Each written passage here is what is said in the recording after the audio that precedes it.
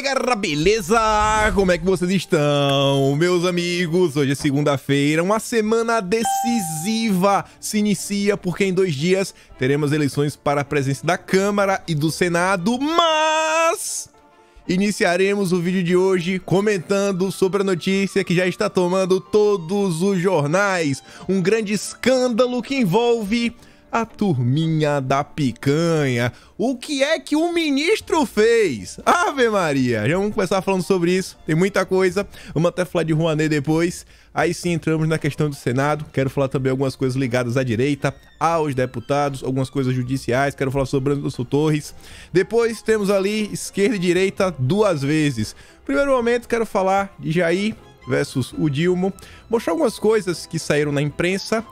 No primeiro momento, algumas discussões e a forma como a imprensa, lida quando o assunto envolve a esquerda e quando o assunto envolve a direita. E aí saíram algumas matérias que a turma já está começando a ficar meio preocupada com os rumos que o governo vem caminhando e também estão já analisando. Rapaz, será que realmente vale a pena deixar Bolsonaro inelegível? Não sei, viu? Vai ficar meio complicado, enfim.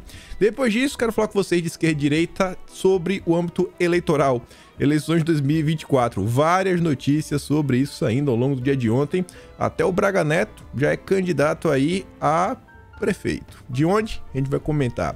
E depois, se der tempo, quero falar aí mais uma vez da turminha do MST, que agora parece que tá querendo causar um desgaste internacional pro Brasil. E também tem outras notícias. Mas vamos começar já com essa postagem aqui sensacional do Noblar às 6h13 da manhã. Fez o 13. O ministro das Comunicações do governo Lula, Juscelino Filho, direcionou 5 milhões de reais do orçamento secreto para asfaltar uma estrada de terra que passa em frente à sua fazenda. Não para por aí, vai ficando pior. Em Vitorino Freire, no Maranhão. A matéria aí saiu no Estadão. E não foi a única matéria. Não sei se vocês leem o Estadão ou não, só ver quando eu trago aqui em vídeo. Mas de um tempo pra cá, o Estadão mudou, né? Agora o formato novo, na maior parte do tempo, é esse título assim azul, com esse fundo. E vez ou outra, o Estadão solta algumas notas. Na verdade, ele comenta sobre alguns assuntos, com algumas matérias especiais, que logo no início, abaixo do nome dos jornalistas, tem essas bolinhas aqui. Você pode ver que é a cara do ministro em 2 e a outra é da Codevasf, que são matérias sobre o mesmo tema. Então, é uma matéria especial que tem 3 matérias. Então, você lê a primeira, depois você clica, lê a segunda, lê a terceira, tá tudo junto e misturado. E o caso é, parece que pode render. Você vê, ó, não é nem achismo do Estadão, porque já entraram em contato com o ministro. Ministro admite uso de orçamento secreto em estrada que passa em frente à própria fazenda. A matéria do Daniel Wetterman, Júlia Afonso, Vinícius Valfré e Tássio Lohan. Juscelino Filho, de ser conhecido há mais de 20 anos do empresário apontado pela Polícia Federal como sócio oculto de firma beneficiada por sua emenda. Não é brincadeira, não. A política no Brasil é melhor do que Hollywood. O ministro das Comunicações, o Juscelino Filho, confirmou ter enviado 5 milhões em verba do orçamento secreto para asfaltar uma estrada que passa em frente à própria fazenda, em Vitorino Freire, Maranhão, denominada Fazenda Alegria. No local, ele também construiu uma pista de pouso e um heliponto para uso pessoal. É mole não, é até helicóptero. Aí vem agora, olha só, olha que combinação. O Estadão mapeou o caminho do dinheiro. Todo o percurso liga pessoas da intimidade do ministro. A pedido dele, os recursos foram para na cidade que a irmã dele é prefeita. A empresa contratada pelo município para tocar a obra é de um conhecido de longa data. E o engenheiro da Companhia de Desenvolvimento dos Vales do São Francisco e Parnaíba, a Codevasf, que deu aval para o projeto, foi indicado por seu grupo político. Eu só tenho convicção de uma coisa: a esquerda realmente está no poder. Juscelino admitiu conhecer o empresário Eduardo José Barros Costa, o Eduardo Imperador. Apontado pela Polícia Federal como sócio oculto da empresa ConstruService, que receberá pelo serviço. É conhecido Juscelino Filho há mais de 20 anos, antes mesmo de se tornar parlamentar, destacou a nota enviada pela assessoria do ministro. Aí mais à frente, tem até a justificativa, né? Nossa, coisa que é sensacional. 5 meses após a assinatura do contrato, Eduardo Imperador foi preso pela Polícia Federal, acusado de pagar propina a servidores federais em troca de obras na cidade e de ser sócio oculto da ConstruService. O ministro disse que as fazendas beneficiadas estão desde os anos de 1980 nas mãos de sua família e argumentou que elas são cercadas por inúmeros povoados. Vamos agora ouvir, né, com todo respeito, a nota aí da turma do ministro. Considerar que a estrada de 19 quilômetros de extensão, que recebeu sim recursos da emenda do parlamentar via convênio com a Codevasf, beneficiou apenas sua propriedade, é no mínimo leviano, uma vez que a estrada liga os povoados de Estirão e Jatobá. Tá vendo, gente? Não é para fazendas dele, é para ajudar a comunidade. Os laços familiares e afetivos do ministro com a região são profundos, segundo a nota. Abre aspas, é natural e previsível que, na qualidade de parlamentar, Juscelino Filho tem um compromisso de levar recursos para a região, a sua base política. O titular das comunicações assinalou que as propriedades rurais da família são frutos de investimentos realizados ao longo de décadas e passam de pai para filhos. Vendo aí? Não é que ele queria pavimentar a estrada na frente da casa dele. Ele estava querendo levar uma qualidade para a base eleitoral dele, os povoados, no trabalho. É a turma aí do Estadão pegando no pé. As outras notas detalham um pouco mais sobre a situação. Tem uma nota, inclusive, da Codevasf que fala aí que o cara foi afastado, mas continuava recebendo salário, fala mais algumas coisas. Minha única certeza é que, com certeza... Minha única certeza é que eu tenho uma certeza que mais coisinhas irão aparecer aí ao longo do dia. Mais notas, a turma do Estadão não vai parar por aí mesmo.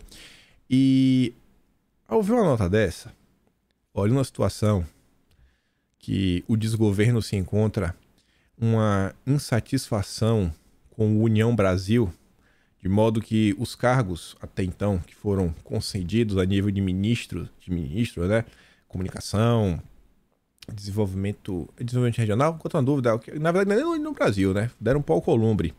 E o outro, a do turismo. Você vê que não contempla a bancada do União Brasil na Câmara. Logo assim. Isso aqui parece uma nota? Parece. Tô falando que parece. De algum lado aí insatisfeito, sabe? Com alguma coisa. Alguém tá insatisfeito, soube da história e deve ter dado a pista e saíram as notas na imprensa. Não duvido que podemos ter algum tipo de queda aí, né, de ministro nas próximas horas, até para quem sabe tentar acalmar os ânimos, já que a União Brasil não vai entregar os votos. Mas tem duas opções: ou você entrega o ministério para algum partido aliado, ou você tenta entregar o ministério para outra pessoa na União Brasil que possa trazer mais votos. E aí temos um impasse. Com certeza vamos ter algum desdobramento disso daqui. Mas, calma que ainda tem outra nomeação interessante para o governo. Só que antes, saiu uma nota para mostrar que o Dilma 3 é realmente o Dilma 3. Não tem frente ampla. É um governo de extrema esquerda. Sem ministério, Gleisi Hoffmann influi até em áreas fora da órbita do PT. O governo que tá aí, que a turma achou que ia, nossa, ser a festa do amor, né, da lacração, Simone Tebet, Marina Silva, sei lá, era capaz de ter trazido o Sarney para ser ministro, do jeito que as coisas estavam indo, trazer todo mundo. Mas o que parece é que não. Quem manda é o PT de cima até embaixo. Os aliados ficaram lá com algumas posições, sabe, que ficou só com osso. Não tem nem um pedacinho de carne para roer. Os ministérios sem poder, sem capacidade de fazer muita coisa. Os partidos que ganharam alguma coisa realmente sem com estrutura, foi a turma do MDB, um outro cargo ali do PSD. Aí fala, ó, que a Gleisi, apesar de não ocupar uma cadeira no executivo, a comandante do partido participou do processo de escolha de titulares das pastas, atuou na indicação de cargos de segundo escalão, mesmo de personagens sem vínculos com o PT, e recentemente debateu até a futura composição da diretoria da Petrobras. É a casa civil do governo, basicamente. O espaço que ocupa em torno do Dilma, construído ao longo dos últimos anos, tem contribuído para ampliar a participação do PT no governo. Numa de suas últimas vitórias, Gleisi conseguiu emplacar o deputado Enio Verri, que, como ela, é do PT do Paraná, na diretoria-geral de Itaipu, uma das usinas hidrelétricas com maior geração de energia do mundo. Em um movimento que vai além das atribuições de um presidente de partido, senhorita Gleisi, ela comunicou a Simone Tebet que ela não ia ficar com o Ministério do Desenvolvimento e Assistência Social, Família e Combate à Fome. Não vai ficar. Não vai. A deputada também atua para acomodar aliados. De acordo com interlocutores do ministro das Cidades, Gleisi ajudou recentemente a negociar a indicação de um nome do pessoal para a pasta. O cara lá do MTST ligado ao Boulos tem as digitais, tem a bênção, na verdade, que é a palavra, né? A bênção da Gleisi, mandando no ministério do MDB. Passa por ela. Até minutos antes do anúncio final dos ministros, Gleisi participou ativamente das articulações em torno do quinhão que o PSD e o União Brasil teriam. A atuação dela foi determinante para desbancar a indicação do Elmar Nascimento, líder da bancada, para o Ministério da Integração Nacional. Nascimento é ferrenho adversário político do PT na Bahia. E a pasta acabou sendo entregue ao ex-governador do Amapá, a Valdez Góes, pronto. É o Ministério da Integração Nacional. Não sei se falei, não sei qual foi que eu falei, mas é um ministério que deram pro Alcolumbre, porque o cara é do PDT, mas é o cara do Alcolumbre. Aliados de Lula chegam a dizer que mantê-la fora do governo acabou saindo mais caro. Na avaliação deles, sem comandar uma área específica, ela tem exercido forte influência em vários setores. Hoje a palavra da deputada tem uma espécie de peso 2 em assuntos que vão além da articulação política, indicações para as estatais. E, para mostrar que estamos diante realmente de um governo esquerda, petista vermelho, estrela 13, foi-se martelo? Ex-funcionário do Instituto Lula, citado na Lava Jato, vira diretor do Planalto. Palácio do Planalto nomeou um antigo funcionário do Instituto Lula, citado na Operação Lava Jato, como diretor de gestão interna do gabinete pessoal do Dilma. Paulo Canguçu André foi nomeado para o cargo na terça, dia 24, em portaria assinada pelo Rui Costa. No posto, o servidor receberá salário bruto mensal de R$ 13.600.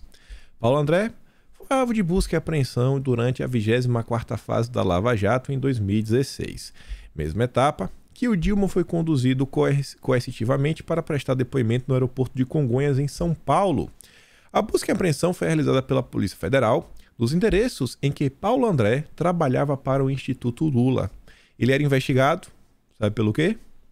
Por ter trocado e-mails com Dante Fernandes, um diretor da OAS, em janeiro de 2014. No e-mail, o funcionário tratava do pagamento de uma palestra do Dilma, antes mesmo da formalização do contrato da empreiteira com a empresa responsável por gerir os eventos do petista. Antes mesmo. A suspeita da Lava Jato era de que as palestras pagas pelo então ex-presidente a partir de 2011, via essa empresa e os valores doados ao Instituto Lula, pudessem ter ocultado propina desviada da Petrobras. Embora tenha sido citado e alvo de busca e apreensão pela Lava Jato, Paulo André não chegou a ser condenado pela justiça no âmbito da operação. E na frente falar do desgoverno, hoje pela manhã a turma do Poder 360 fez um compilado aí dos projetos, estão aí na linha para receberem, né, a possibilidade de captação de Cláudia Raia a Oktoberfest.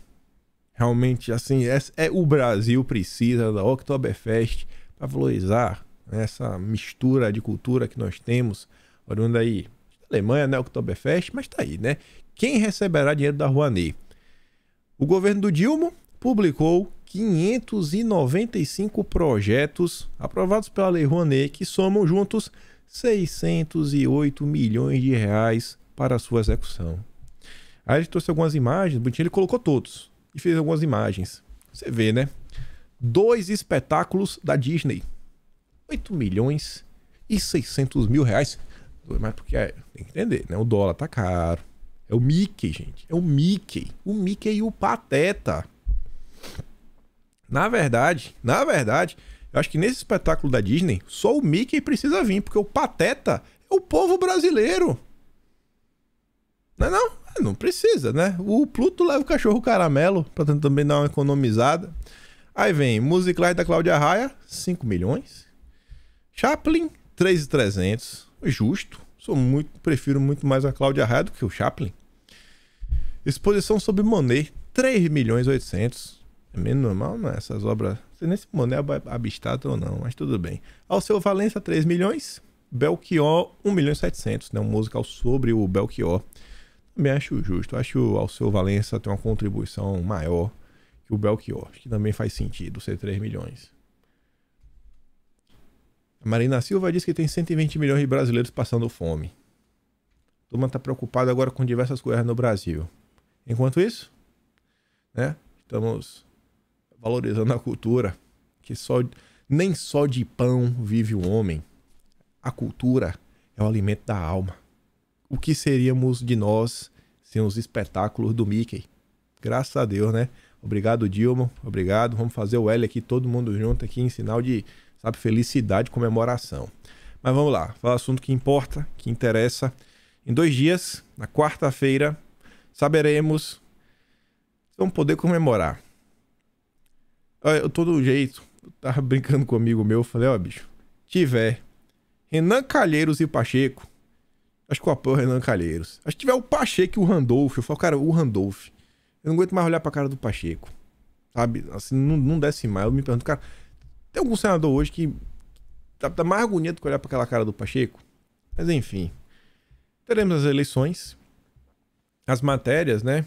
E as conversas de bastidor indicam que o Rogério Marinho tem chances, mas ainda estaria atrás do Pacheco aí no placar de votos.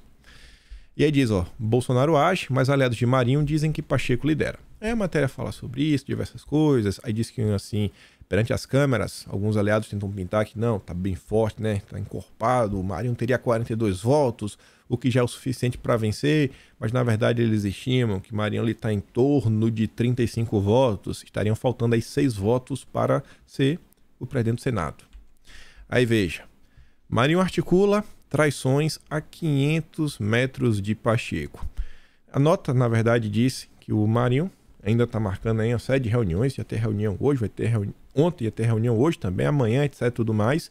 E aí uma dessas reuniões seria com o Isalci Lucas, que é do PSDB, e a casa do Isalci fica a 500 metros da casa do Pacheco. É por isso que eles colocaram essa manchete. E diz que o Marinho tá rodando, conversando com todo mundo, tá indo atrás dos votos. Aí a matéria fala o seguinte, que outros focos de Rogério Marinho são a União Brasil, que tem 10 senadores, o Podemos, que conta com 6, o primeiro está na base do Dilma, e o segundo tem 2 ministros, o segundo tem 6 senadores e negocia entrar na base. Ambos têm insatisfações internas quanto a apoiar o Pacheco. Na União Brasil, Soraya Tronic e Alan Rick são dados como certos na conta de Marinho. No Podemos, Marco Duval também. Pelas contas do grupo de Marinho, há 11 votos em disputa. Seriam 35 de cada lado. Quem levar 6 vence. Haja coração. Aí, segundo o Lauro Jardim, e aqui eu fui atrás para tentar entender essa justificativa. Tinha comentado, não sei, lembro se eu comentei ontem ou anteontem sobre essa questão da Tereza Cristina. O Lauro Jardim soltou uma nota, hoje de manhã, 6 horas, falando o seguinte: Pacheco é favorito, mas faltando 2 dias para a eleição à presidência do Senado, Rodrigo Pacheco manteve o seu favoritismo. Davi Alcolumbre, que está na linha de frente da campanha de Pacheco, atuou no fim de semana para que essa condição não se alterasse. Ofereceu alguns cargos nos ministérios do União Brasil em troca de votos. Ao invés do Alcolumbre arrumar um carguinho, né, para a turma do União Brasil na Câmara, não, está garantindo a reeleição do Pacheco. Sobretudo na pasta da Integração Nacional, ocupada por Valdez de Góes, uma indicação direta de Alcolumbre ao Dilma. O fato é que PP, PL republicanos tinham na manga um plano B para a eventualidade da candidatura do Rogério Marinho murchasse nessa reta final, sua substituição por Tereza Cristina. Mas os 3 partidos avaliam na noite de ontem que ainda é possível apostar em Marinho. Um líder do PP dizia ontem à noite: só na segunda-feira conseguiremos mapear melhor como ficou a disputa depois do jogo pesado nos últimos dias. Eu fui atrás para tentar entender que história era essa. O que eu ouvi foi o seguinte: o Rogério Marinho, ele tem um certo trânsito com alguns partidos como o MDB e o PSDB. E aí o cara, conversando, viu o seguinte, que o Marinho ele pode estar fazendo essa jogada, pode ter lançado o Rogério Marinho para ele rodar, tentar trazer o apoio, né, usar esse espaço que ele tem de articulação, tudo mais, tentar trazer esses votos.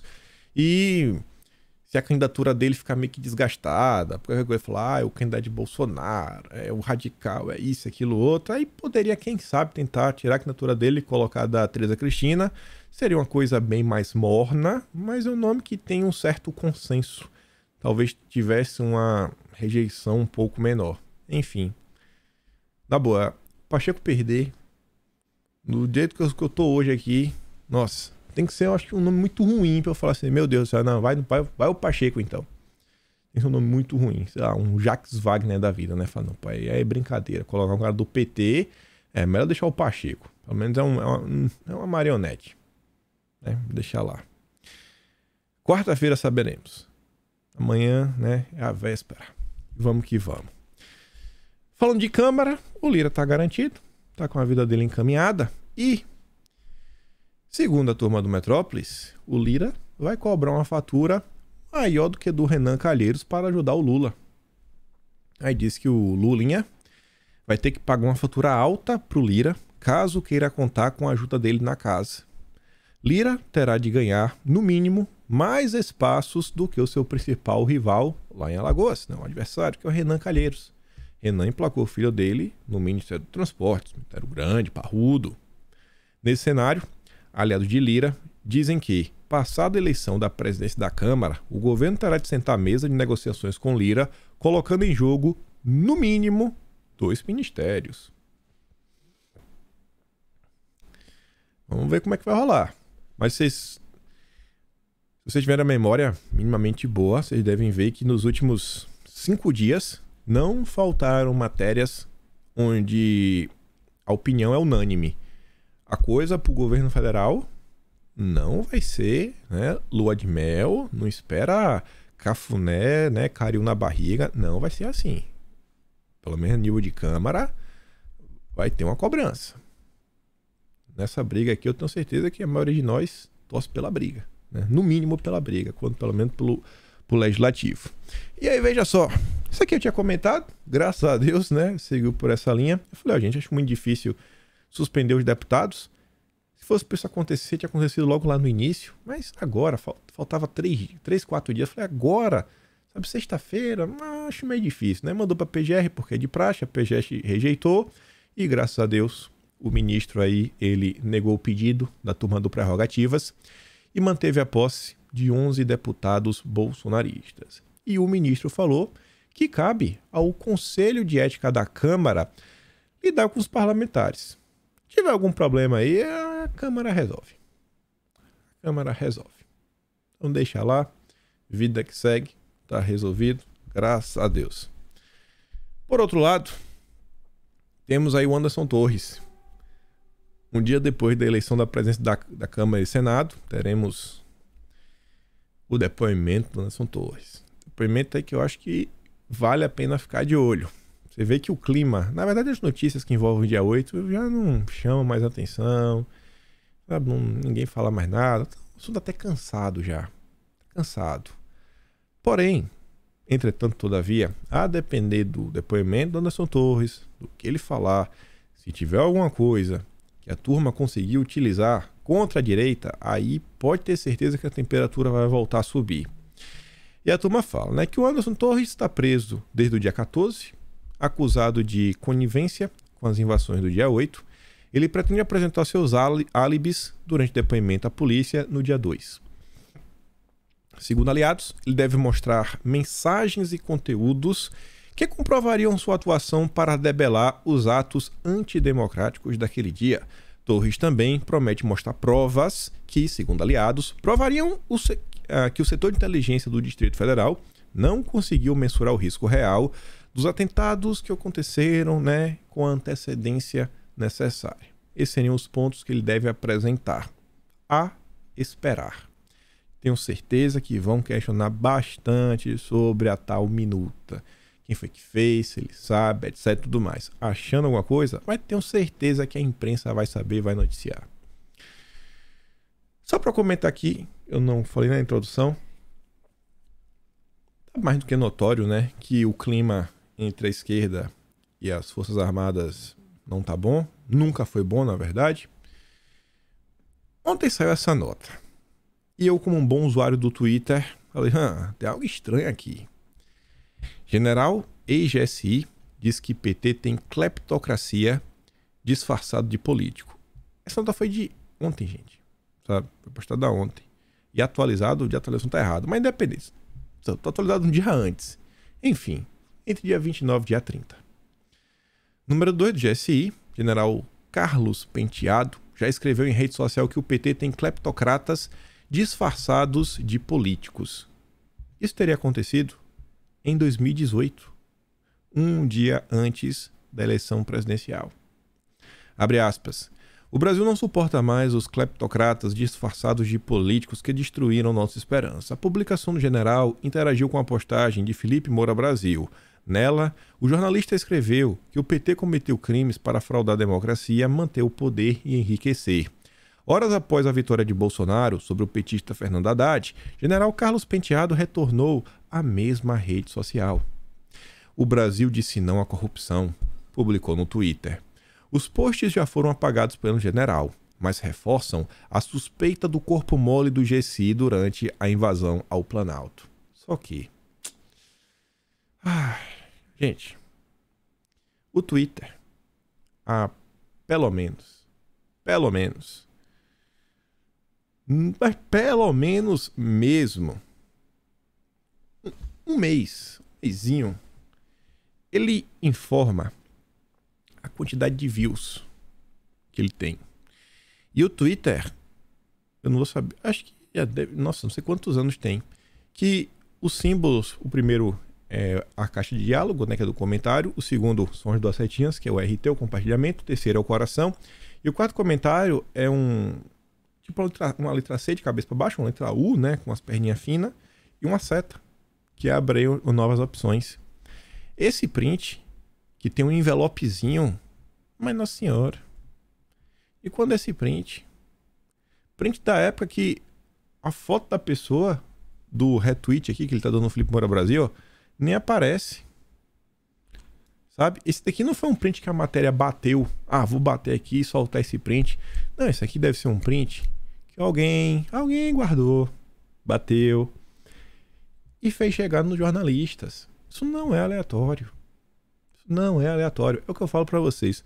Muita coisa que sai na imprensa, depois do tempo você começa a ver que não é que o jornalista estava em casa pensando, no que será que eu escrevo? Muitas vezes a matéria chega na mão do jornalista. Não a matéria. Pronto, ele só... Bom, o assunto, uma ideia. Escreve isso daqui, isso aqui é interessante. Aí você vê, o mesmo print. O mesmo print. E o Marcelo Godoy, inclusive, ele posta com qualidade melhor. Talvez o print do Marcelo Godoy ele já rodou em algumas mãos, Esse print aqui, você vê que esse cara tem um print antes da matéria do Metrópolis. O Godoy escreve no Estadão. Aí diz, tweets eleitorais do general do GSI. Penteado da ativa na véspera do dia da eleição e Bolsonaro não foi punido. Ele era o segundo do GSI do general Heleno e estava ainda na função no dia 8 de janeiro, quando o Palácio do Planalto foi tomado por invasores. E a turma tá doida pra ir pra cima. Quando é esse post aí, de quantos esses tweets? Quem bateu esse print? Esse print aí alguém bateu e ficou guardado, por um tempão. Aí alguém achou e falou, vou mandar aqui pra imprensa, para que é uma confusão. Vou valendo. Eu quero lembrar que foi o dia que, sabe, essa caixinha aqui, o envelopezinho da TAV, isso daqui deve ser nos dias de 2019, 2018, quando esse print foi batido. Até porque diga aqui, falta. Era pra ter a fotinha aqui, do Felipe e do general Vilas Boas. Enfim, essa conta aqui do Carlos Penteado 6 não existe mais. Não é que ele pagou, poxa, a conta não existe. Mas vamos lá. Esquerda e direita. E a nossa grande imprensa. Vejam só. Ministério da Verdade. O desafio do governo em regular a desinformação. Você vê aqui pela manchete. A manchete não está criticando. Mas a manchete está falando do desafio. Não que seja errado, mas o desafio que é. Você já pensou se Bolsonaro tivesse criado algo similar à Procuradoria da AGU ou à Secretaria da SECOM para lidar com a desinformação? Você já imaginou?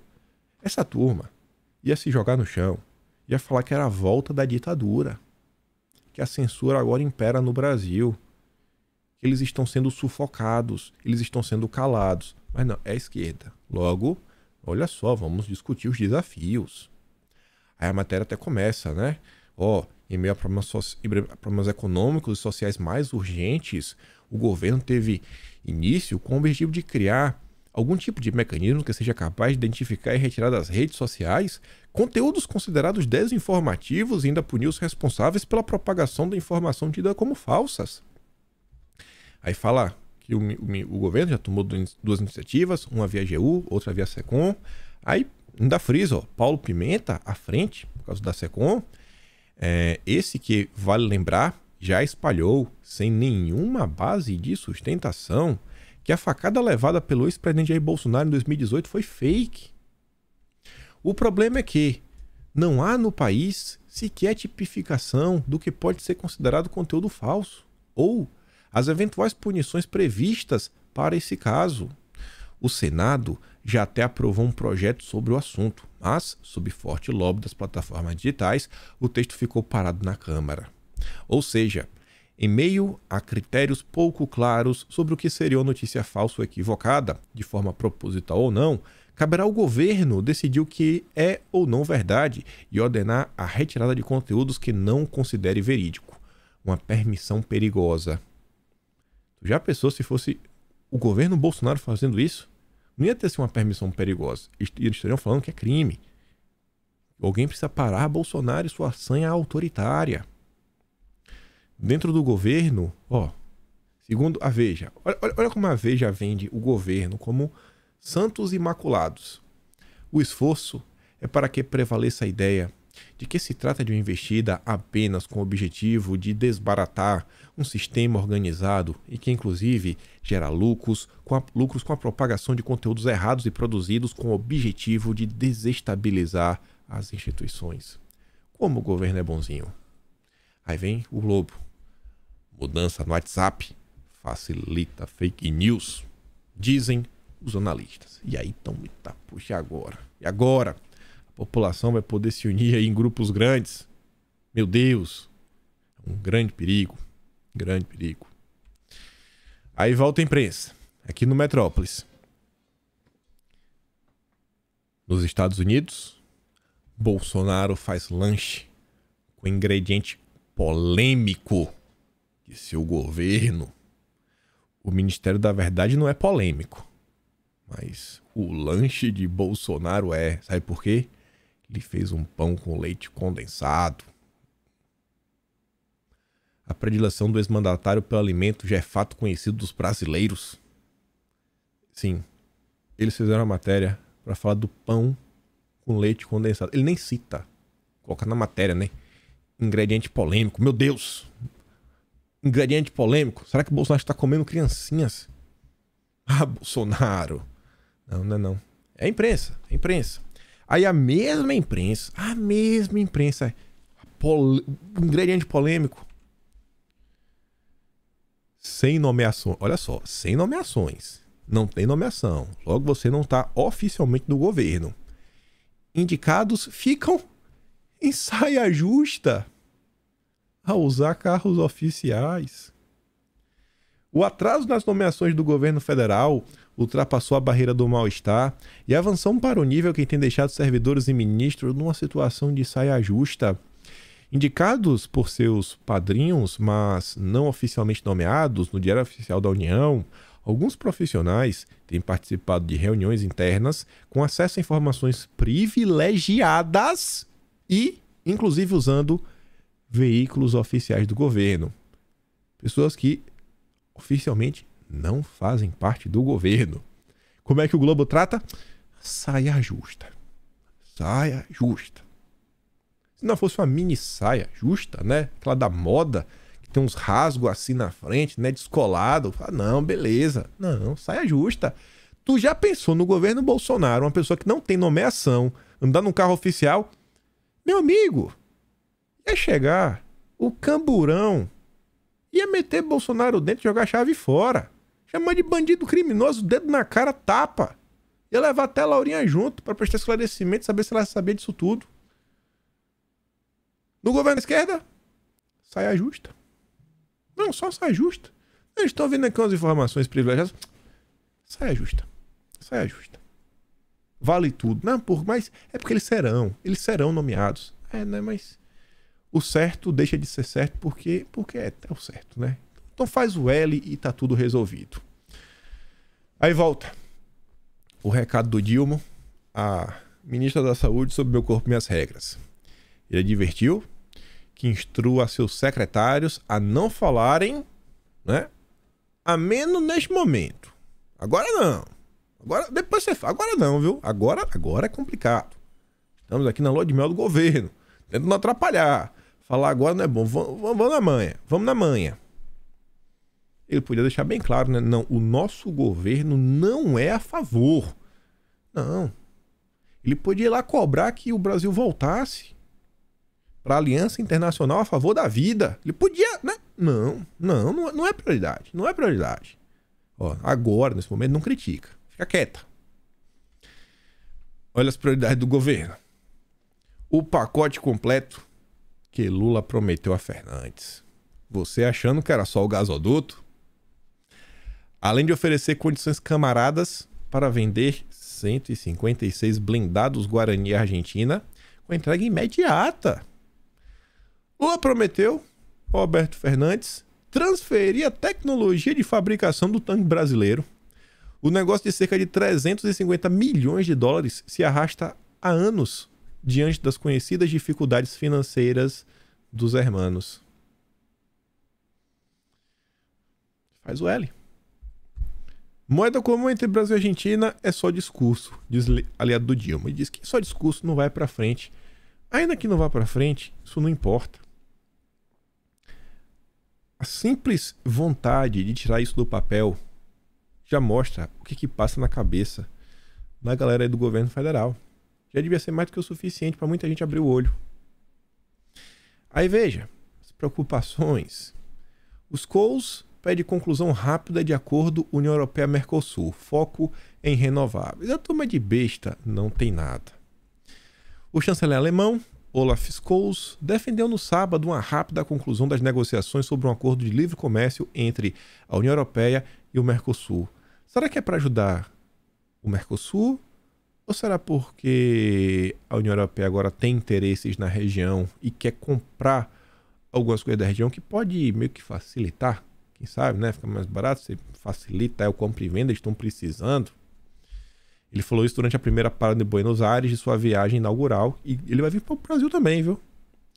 Berlim quer diminuir sua dependência dos comunas na obtenção de minerais essenciais para a transição energética. É por isso. Tornando a América Latina, rica em recursos, um parceiro importante. O potencial da região para a produção de energia renovável é outro aditivo atrativo.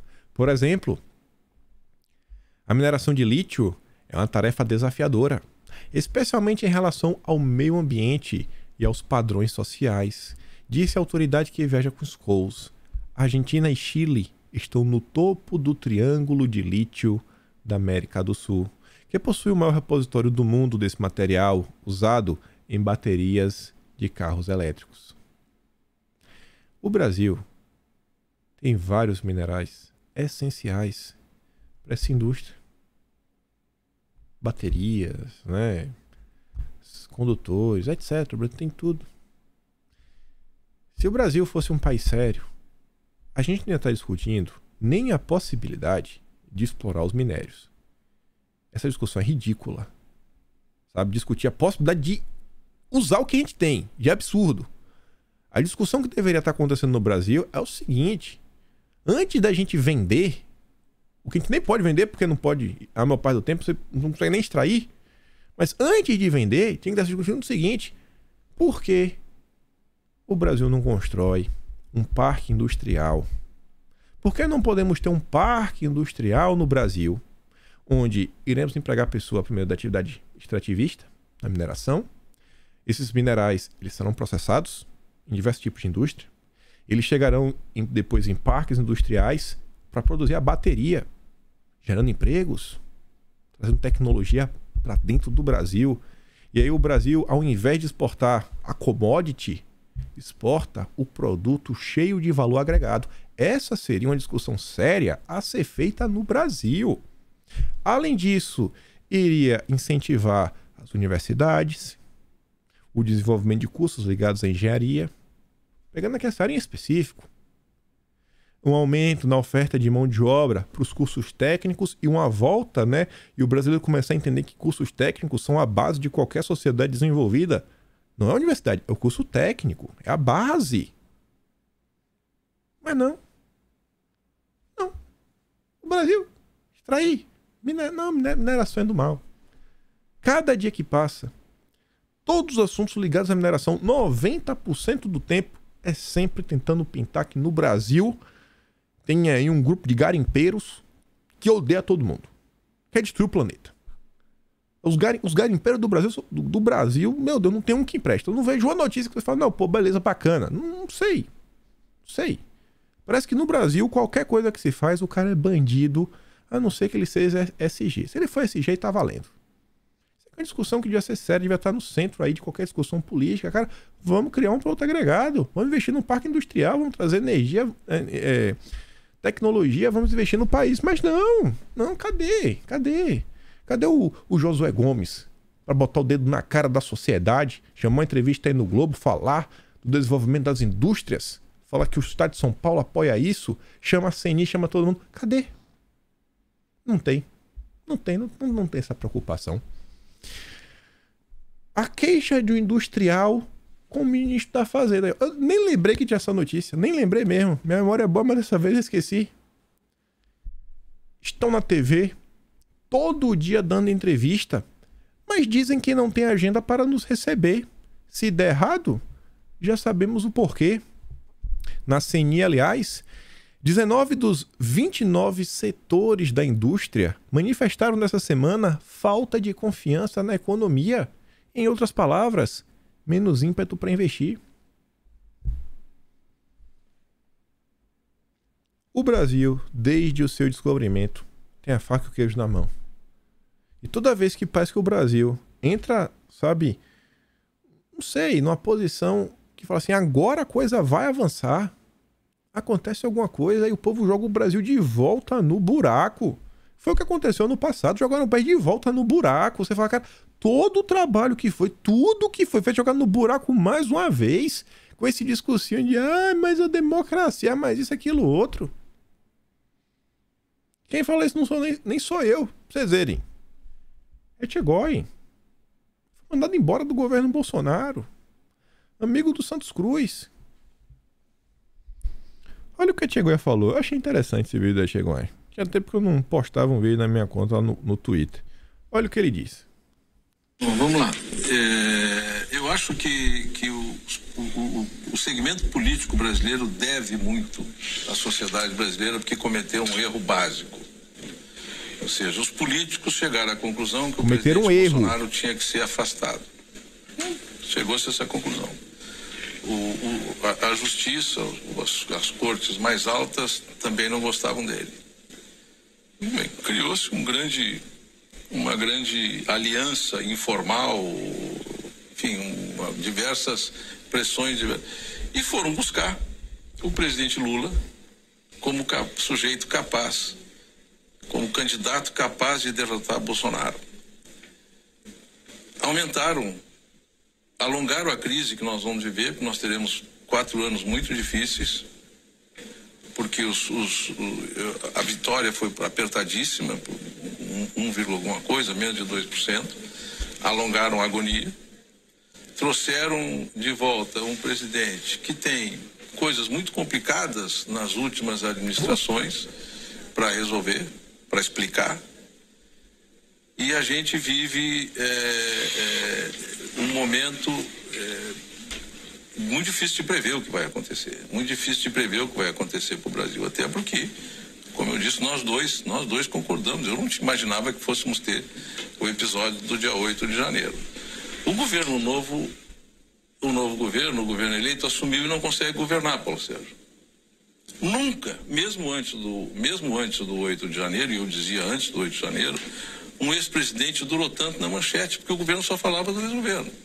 Ou seja, falar mal do governo incumbente pode até ajudar a ganhar a eleição. É uma tática utilizada para ganhar a eleição, mas não ajuda a governar. É preciso governar. E aí? É preciso governar. Então vem numa busca desesperada por culpados e gente para colocar a culpa. As Forças Armadas foram instrumentalizadas pelos dois lados na campanha eleitoral.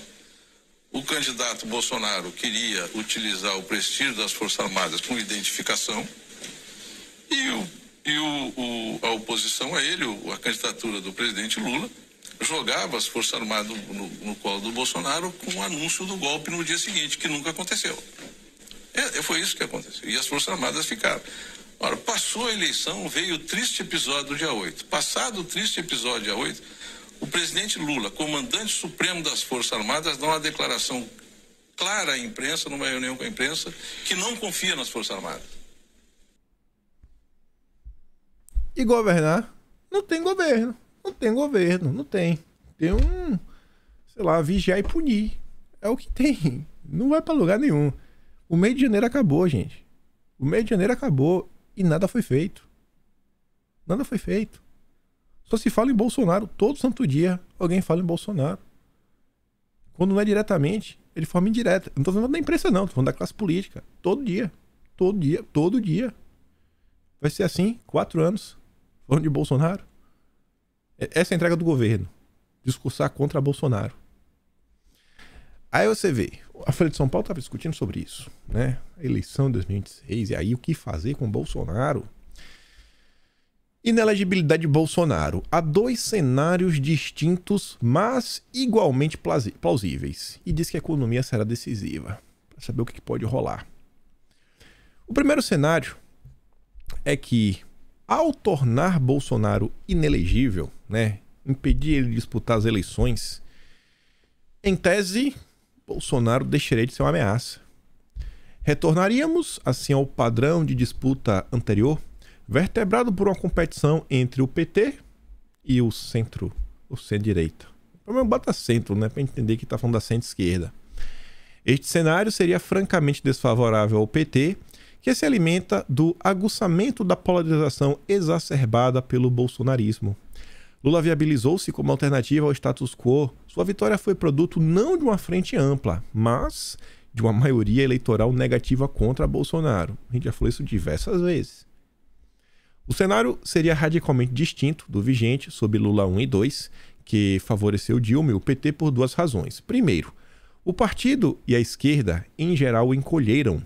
Detém menos de 1/4 da Câmara e menos de 1/8 do Senado. Segundo Leiras, Stefani e Malamud, em Por que retrocede a esquerda, o fenômeno é mais amplo. A esquerda perdeu o domínio das ruas e a capacidade de mobilização. A direita detém hoje a bandeira da mudança e a esquerda é o status quo. A esquerda que se dizia revolucionária, hoje ser revolucionário é ser direita.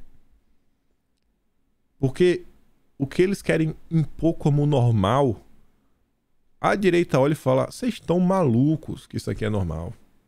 Deixa eu viver minha vida como eu vivia há 10 anos atrás. O segundo cenário é que a eventual inelegibilidade de Bolsonaro criaria uma intensa vitimização do bolsonarismo. Eu acho que esse é o cenário muito mais plausível. O Bolsonaro não vai desaparecer. Mantendo mobilizado, o que viabilizaria a transferência do capital eleitoral de Bolsonaro para outro candidato. A reação à inelegibilidade culminaria com a candidatura alternativa, como aconteceu com o próprio Dilma em 2018 e que acabaria beneficiando o lulismo. A campanha perpétua, que já se anuncia como estilo de governança neste primeiro mês de governo, se instalaria mudando apenas o sinal. Neste segundo cenário, a chave será o comportamento da economia. Problemas aqui poderão dissipar os ganhos políticos para o novo governo, que resultaram do debacle do assalto ao Capitólio alimentar o bolsonarismo. Resumindo, primeiro cenário na cabeça dele: se Bolsonaro desaparecer mesmo, não ficar aí enchendo o saco, não conseguir transferir votos, aí voltaria a esquerda versus o centro, a centro-direita, e o PT não se daria muito bem, porque vem demonstrando que a esquerda ela vem perdendo força. Mas a turma que tá aí é a mesma coisa do PT, só que um partido diferente, né? Simone Tebet e o Lula são a mesma coisa, estão juntos. Por outro lado, aí ele diz, não, se existir a vitimização, Bolsonaro continuar nos holofotes, e é isso que vai acontecer, Bolsonaro vai conseguir transferir os votos. E vai, isso não tenho dúvidas. Bolsonaro ele continua com força imensa. Não sei vocês, eu tô com saudade de ver Bolsonaro, a política é muito mais empolgante quando Bolsonaro aparece, fala uma coisa ou outra. É gostoso acompanhar as confusões de Bolsonaro, né? Eu gosto, pelo menos. Mas, enfim, deixando meu gosto de lado, Bolsonaro ele indicaria, ele chancelaria o seu candidato, o seu nome. E aí, a gente continuaria na polarização esquerda e direita, que é realmente, né, são as pessoas anti-establishment e pró-establishment. E aí, a questão econômica que vai ser divisor de águas. Porque a turma vai lá falar, pô, bicho, fazer o L foi ruim, viu? Fazer o L destruiu o país. Fazer o L destruiu o país. E para um primeiro mês de governo, a quantidade de pessoas que diz, como o Armínio Fraga, ai, eu estou com medo. Ai, olha isso aqui acontecendo. Acho que eu nunca vi isso na história do Brasil. Não que eu acompanho política há 20, 30 anos, não. Mas o tempo que eu acompanho política, eu nunca vi uma quantidade de pessoas tão grande fingindo que não estão apoiando, né, o governo, não apoiaram o governo. Ontem, por exemplo, foi a vez do Caio Blinder, que era do Mamata Connection, falando, porque o governo fez isso, fez aquilo outro, não quer seguir o exemplo do Boric, porque não quis lá ajudar o conflito lá na Europa.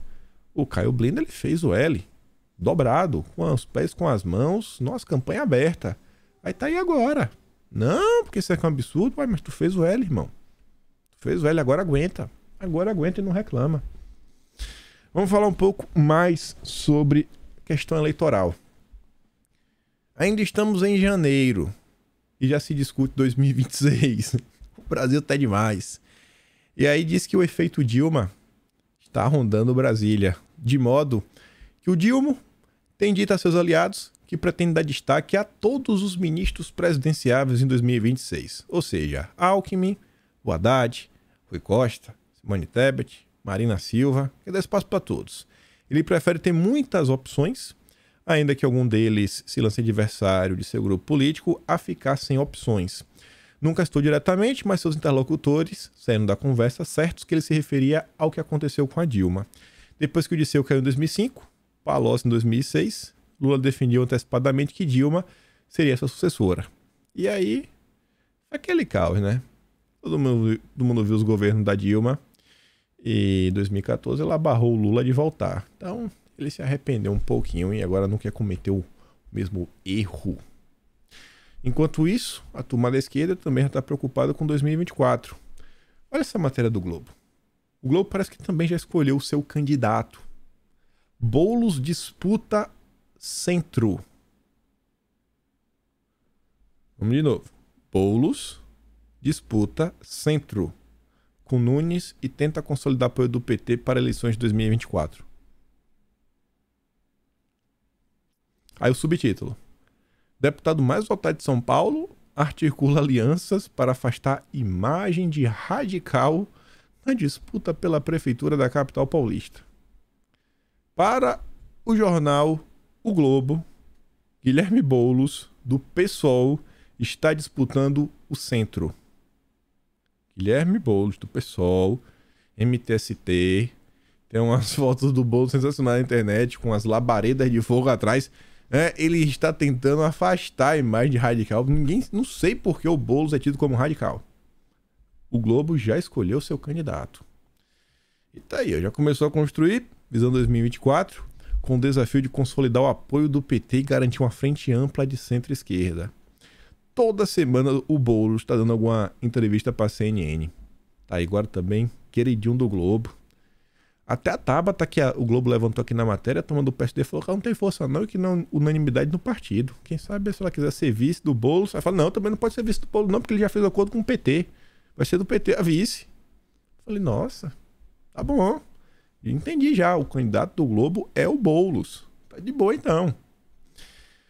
Por outro lado, quem reapareceu falando em autocrítica foi a senhorita Joyce Hasselmann. Ela avalia a permanência no PSD e cobra autocrítica do partido. Naquele momento, a turma percebeu que deu errado. Deu errado demais. Ela disse o seguinte, acho que o PSDB tem que se reinventar, se reestruturar, se reorganizar, porque saiu machucado demais da eleição. E todos aqueles que estavam no PSDB também foram machucados no processo eleitoral, porque o partido, de alguma forma, para muitos, se tornou uma âncora. O partido precisa fazer uma autocrítica, se enxergar um pouco melhor e ter um novo rumo. Não tem mais espaço hoje para quem quer ficar em cima do muro. Enquanto tiver a esquerda convicta e uma direita convicta, a turma sem sal, sem açúcar, com um discursinho nhenhenhê, não vai para lugar nenhum.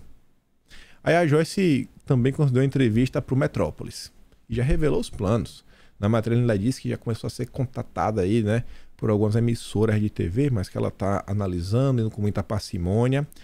Aí disse, começa trazendo aqui um dado interessante. Ó. Em 2018, a Joyce teve 1.078.000 votos. 4 anos depois, 13 mil. 13 mil. Aí a culpa, segundo ela, é do clã Bolsonaro e o PSDB. Ela foi atacada. Propagaram fake news contra ela. Ela não fez nada de errado. Sempre é dos outros. A culpa sempre é dos outros. Eu nunca vi isso. Há poucos dias do fim do seu mandato, a deputada admite ter feito análises equivocadas sobre o cenário eleitoral do ano passado. E aí a Joyce diz, né, que o próximo passo dela vai ser... Ela fala o seguinte, ó, independentemente do resultado da reeleição, eu já tinha plano de retomar os meus canais de comunicação. Quando eu saí para a disputa, eu abri a mão da minha TV online. Agora eu vou retomar com tudo. Tanto a parte de noticiário, quanto a parte de comentários, programas de entrevistas. Disso eu não abro mão. Joyce agora vai tentar voltar. Deve tentar voltar para a CNN. Tá procurando gente. Ela disse que quer voltar como âncora. A pessoa Joyce Hasselmann, Daniela Lima dividindo o palco da CNN. Sensacional. Sensacional. Aí ela falando sobre o PSDB. O partido realmente passa por uma crise. A Mara Gabrilli, 19 anos no PSDB, traiu o partido, abraçou o Kassab, ainda saiu atirando. Ela disse que o partido virou nanico moral. Aí o Bruno Araújo, que ainda é presidente do PSDB, disse que ela contradiz a sua história. A Mara Gabrilli aí, ela falava muito do caso do Celso Daniel, da família dela, né, do pai dela, e é confusão, não pode nem mais falar hoje em dia. Mas ela disse que ela entra em contradição com a sua história, porque agora ela passa a fazer parte da base de apoio do PT, que ela tanto fingia criticar. No final do dia, a turma do PSDB e do PT é a mesma coisa. A única vez que eles entram em discordância é quando, sei lá, eles não conseguem capitalizar algum tipo de ganho político para eles mesmos. Só para fechar o vídeo de hoje, tinha mais coisas. Eu falei que ia falar do Valdemar, né? Deixa isso aqui. Vou fazer isso aqui, o Valdemar. Isso aqui eu acho interessante, de certo modo, fala o seguinte, que a turma de São Paulo, os bolsonaristas de São Paulo, caem na real e vão atrás do Kassab para conversar. Eles falam o seguinte, os apoiadores mais fiéis de Bolsonaro entenderam que precisarão se dar bem com o Kassab para sobreviverem politicamente em São Paulo. E fala assim, ó, Kassab agora faz parte da nossa realidade, mesmo contra a nossa vontade. Isso aí. Acho que ninguém gosta de Kassab, ninguém suporta o Kassab. Kassab é Lula. Kassab é Lula. 200% Lula. Agora, se o cara tá lá, é tentar sentar, conversar, tentar tirar algum proveito. Parabéns aí, turma bolsonarista de São Paulo, que, sabe, beleza.